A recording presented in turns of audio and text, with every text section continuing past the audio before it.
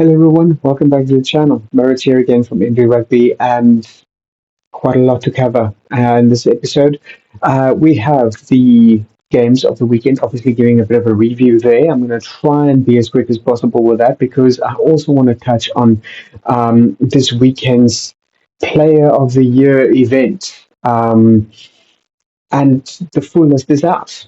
Quite a bit to cover, from the women's rugby right to the men's 15s rugby and different players. How do they do? I have to be actually. I'm ecstatic. I'm really ecstatic the good news to you guys because honestly, these young men deserve all the accolades that they get, and this the women as well. But so, without further ado, let's get into it.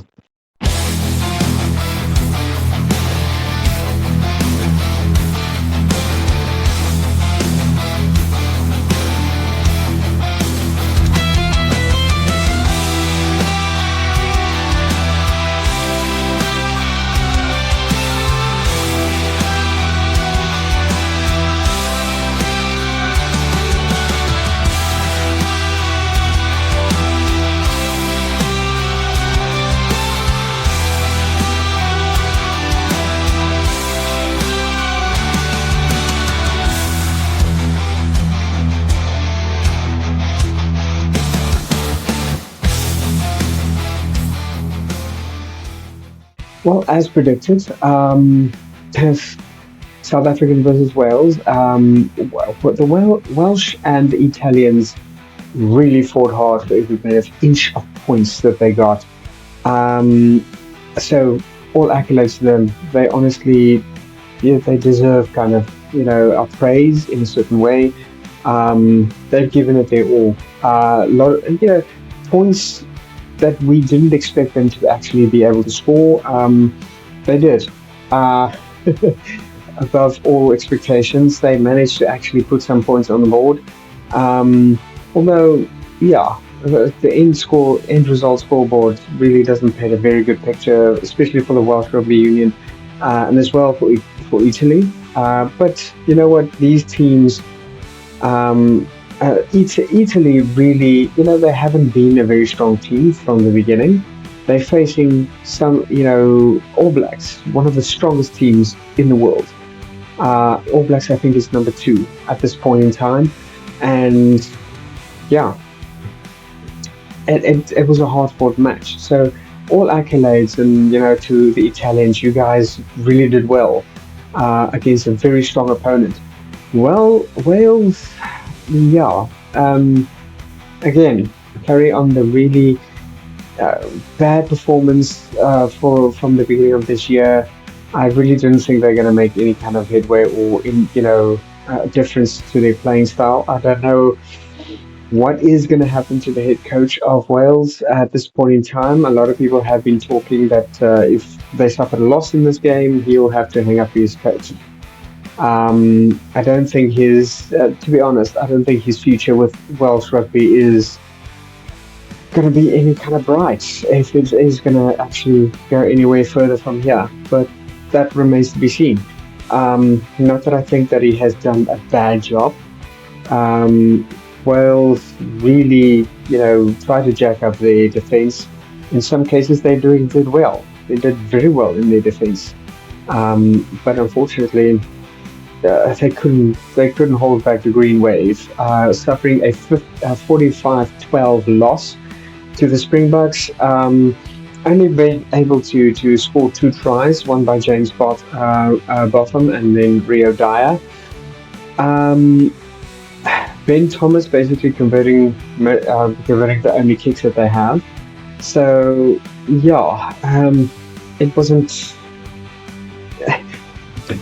I don't want to, be too, hard on these guys because they played well and they fought hard for every single inch of points that they got, managing to push South Africa back into their half quite a few times. Just couldn't capitalize on most of it, and that's just unfortunately the way it is. South Africa, from the get-go, did very well. They kept the pressure on them. kept pushing, and until the defenses eventually buckled. Um, it's yeah. What can I say? It's not really much more I can say about that. They did do very well in the first half. I mean, it was just try scoring after try scoring in the first half, the whole way through. Um, in the second half, didn't do too well. It's like the discipline started slipping a bit. Eventually, the refs started issuing warnings all round. But yeah, I mean, it was a brilliant show by all. A lot of great performances by Aldrich Lowe, by Cameron Honaform, Franco Morstead, even it's a bit, all of them scoring tries. Young Jordan Hendricks is scoring a try as well. He basically converging all the tries. Played the full 80 minutes, by the way. Um, and then, yeah, Curtly Isaac got his try finally for this European Nations Cup. But he was kind of falling short a bit on that one. Apulele Fati, or also scoring his try, or after having one of his tries disallowed due to a knock-on, but I think not Jaden Hendricks, excuse me. Wanted to say Jordan the whole time. Um, but yeah, Gerard Steenekamp also scoring a brilliant try for himself as well. Coming in the 45th minute of the game, the bomb squad again running onto the field as one cohesive unit must have been extremely intimidating to these Welsh players. That's now already having the morale, quite concisely broken. But yet they fought. So they fought for 18 minutes. They didn't let up at all. So got to add it to the Welsh. You guys, you gave it your all. Um, you gave it your all. Well done with that. The same with Italy. Really played hard. Scored 11 points for themselves. Scored one try and then two penalty goals. Unfortunately, the yellow cards started talking about under them as well, with Simone Ferrari basically getting a yellow card, um, and then also Scott Bowes getting a yellow card for a crock roll. Um, it's like the memo didn't get to a lot of these guys yet. Crock rolls are being taken quite seriously now by the coaching, well, not the coaching team, but the refereeing team. And if you're caught, that's what's going to happen. We're referring back to last week's game between England and South Africa. Maro Itoje getting a yellow card for a neck roll on Malcolm Marx. They're very lucky that they didn't consider it that high risk, because that could have been easily being converted to a red card. Bunker came back though and said it was just basically going to stay a yellow card. And then Anton Unit Brown receiving a penalty, a yellow card as well, after conceding X amount of penalties. Um, so yeah, that was unfortunate for him as well. But really, fantastic performance by all round. Damien McKenzie, Bowden Barrett scoring his try as well within the first half. Basically, kicking three field goals and then one penalty goal as well. Camera Ragland, Roy Gard, scoring his try as well, did fantastically well. Mark Telea and then Will Jordan, respectively, scoring tries for them as well. So all round, 29-11 win over Italy. It could have been worse. It could have been a 45-11 win or a 59-11 win. But Italians fought hard. They tried to defend every single attack move by the All Blacks. They didn't make it easy at all. So gotta add it to them. Feather in your cap there, boys. Italy played quite impressively well. Scotland versus Australia. Again, Australia not being able to actually capitalize on any improvements at this stage. Scotland beating them 27-13. So yet again, it could have been worse. It could have been 27-0. Could have been 27-7. or 6. Um, so Australia, although not being able to make any kind of major impact within the game, they did their best. I feel in a bad situation. Um, Scoring no, only getting one penalty goal within the first half. They did manage to score one try in the second half, converted by Donaldson, and Roselio basically did the penalty goal in the first half and then the penalty goal in the second half. Whereas Tuipulotu scored one try within the first half, and then Van der Merwe, and Bayliss, and then Russell as well, scoring each one tries respectively within the second half. So did really well with Scotland. Tuipulotu going up to receive the Hopetown award from his grandmother, of all people, flown all the way from Melbourne to be there to watch him play for Scotland. I don't know if she is originally from Scotland, probably was. But she, yeah, being allowed to award her grandson the trophy at the end of that game, I think it must have been a really special moment for him, and really well done. Tuipulotu has been, Simo Tuipulotu has been really, really doing very well within the season with the Scots. So definitely, probably found his home in the future. England against Japan, 59-14. So really, pretty much swinging towards England on that side. Argentina, heart-wrenching, losing 37-23 to the French. Not unexpected. French is a bloody strong team, and we saw what they did with New Zealand. Sure, beating them by 1 point, but still, it's just basically reinforcing the strength of that team in men's international rugby. So, but for the Argentinians to be able to score 23 points is a feather in their cap, honestly, against France, a team that strong. They really did well. Argentinians, you guys can seriously pat yourself on the back. You did extremely well in this year's season as well within the international rugby. It's not over yet. I do believe the Springboks is going to be facing Argentina still this year coming. Let's have a look here for international rugby. The URC is picking up again this coming weekend with the Harlequins facing Bristol, and then the Newcastle facing the Saracens. Sorry, no, I'm lying. That is the Gallagher Premiership, but the URC is basically picking up with Glasgow facing Scarlets, and then the Ulster facing Leinster this coming weekend on Friday. The international rugby is taking a bit of a break. We're saying welcome back again for the Sharks and the Stormers, going at it on Saturday at about 5 p.m. In the URC, and then from then we have Cardiff facing Gwent Dragons, Connacht facing Bulls, Zebra facing off against Ospreys, Edinburgh and Benetton going head to head on their turn as well at about 9:35 p.m. And then the Lions facing Munster at 9:35 p.m. as well at Thomond Park. So yes, it's going to still be quite a live. How can I put it? Quite a live weekend for rugby.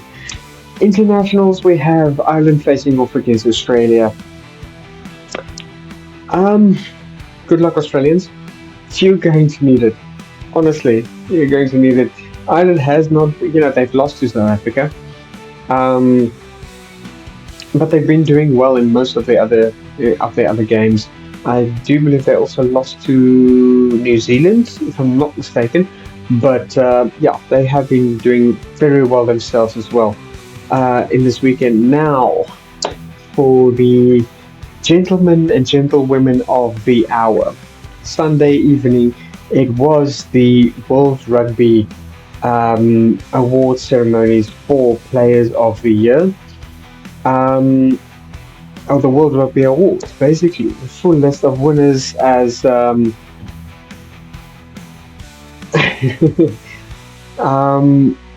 yeah, Anton de Pont being snubbed a bit by Russie again. Springboks. Let's get into it. Um, the World Rugby Awards taking place that took place in Monaco this Sunday were as follows. I mean,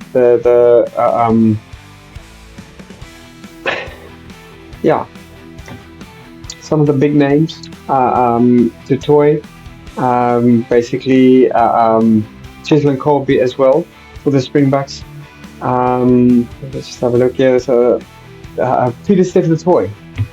We finally have Player of the Year as a forward. Sure, I probably would have loved to see either Bongu Manambi or Oxenche taking it. Oxenche absolutely being fantastic, top form, one of the sought after props, uh, um, in world rugby, really. Performing fantastically ever since the 2023 World Cup himself. Um, but I'm very happy that a forward finally got to take it this year. Peter Stephen, and I don't think anybody deserves it more. Uh, but let's have a look. Best youngsters, basically coming in. It was taken by the one and only Wallace Atiti. Best incoming player of the year, Wallace Atiti.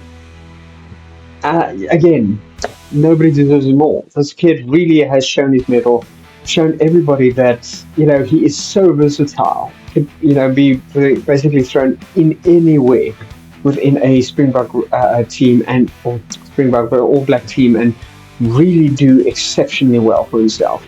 Starting off in the back line, played fullback, played wing, played centre, then to be reassigned into the front row or the forwards, basically going in as a flank, a lock, and has also played as eighth man as well. So extreme versatile utility player within Wallace Atiti.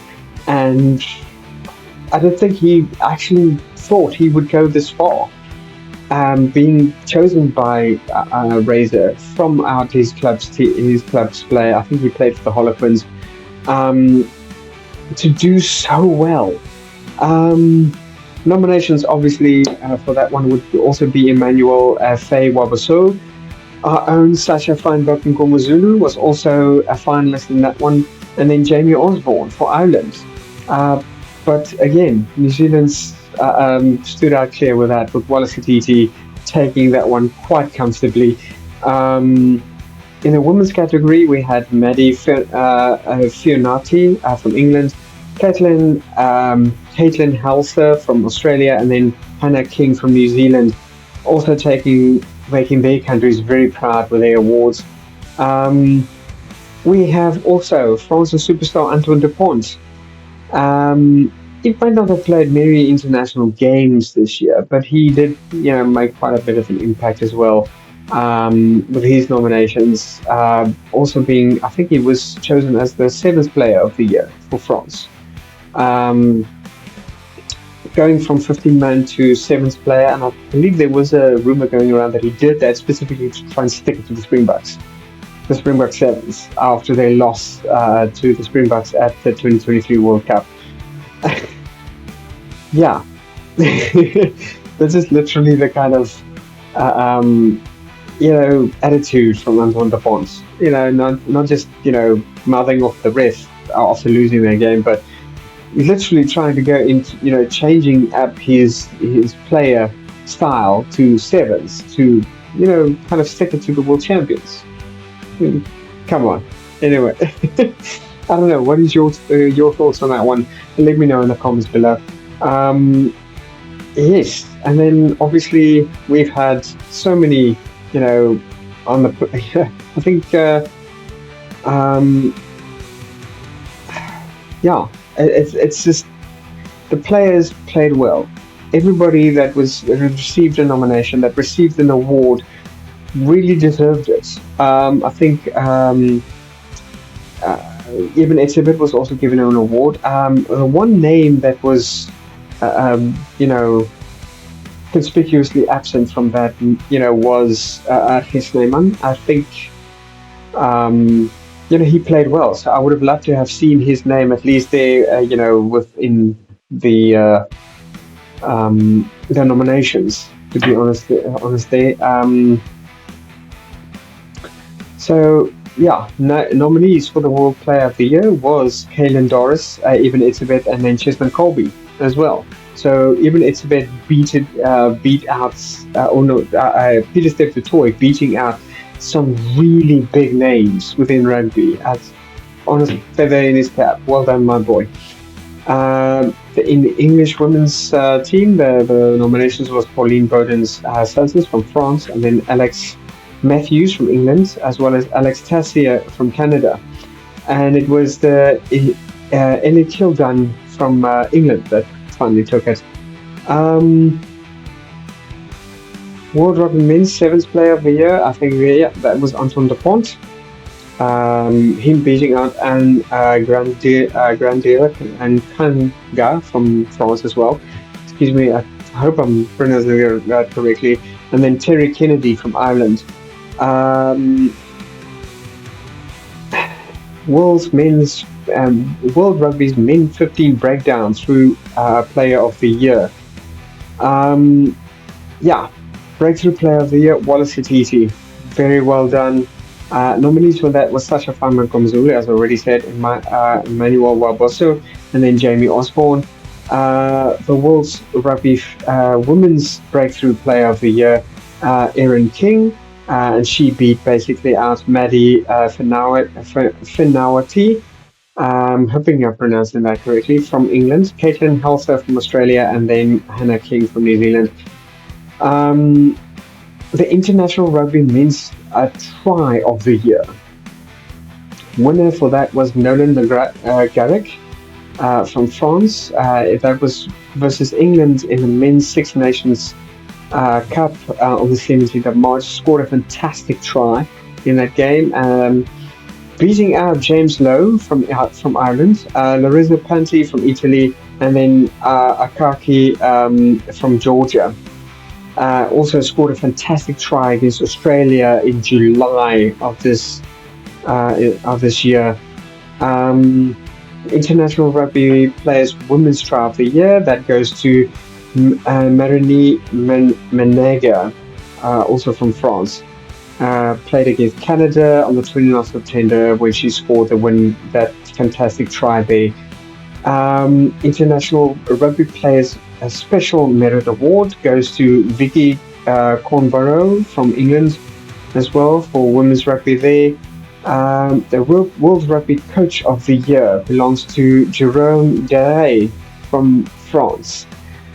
Snubbing Rassie Erasmus on that one, even though Rassie led his side to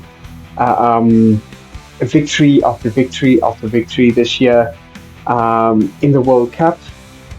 Beginning of the year for the international incoming series, the Castle incoming series there, and of course now for the Autumn Nations. Springboks winning back-to-back victories, this entire series. Haven't lost a single game. So, there you have it. Absolutely fantastic. Well done. Congratulations to all the winners over there. Now the next year, the next season starts, and the competition is, as usual, is going to be tough. So yeah, I'll love to see you guys this coming weekend. I'm not going to do a lineup for this weekend coming for the URC, as it's quite a lot of teams to go through, quite a lot of players and everything. But I will be doing a video on the analysis of the games in the coming week. So yeah, guys, enjoy this weekend's rugby. It's promising to be a fantastic incoming to the URC again. So enjoy it. Keep the beers on ice, keep the bra fires going. And of course, as always, please let me know your comments in the comments field below. Give me a like and subscribe because that's really helping out the algorithms for YouTube. And yeah, I hope you guys have a wonderful week. Peace out.